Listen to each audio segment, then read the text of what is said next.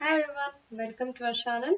So today I'll explain you how do we import data from SQL Server to Power BI. So we'll have to navigate to home page and then here you'll find SQL Server, or you can navigate to get data and also select SQL Server. Okay, so once you select the SQL Server, you'll have to give your host name. So it can be any server also specifically that you use, or the local host will take a data from your system. So I'll give local host,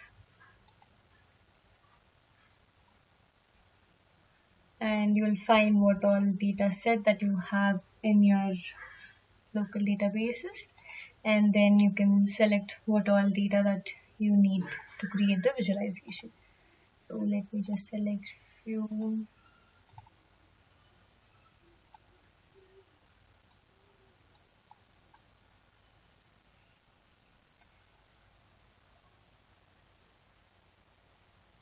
So after selecting the data sets that you want, you can load or transform. I'll just load as of now so that we'll know how to import the data.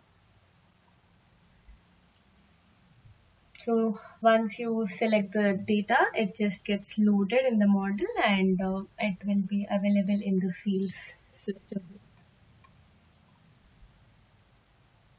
So because basically all the data sets are now loaded. So this is how we import data from the SQL Server.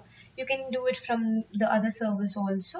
Basically localhost is not so recommended. So you can create your own SQL server so you can use a server name and import the data.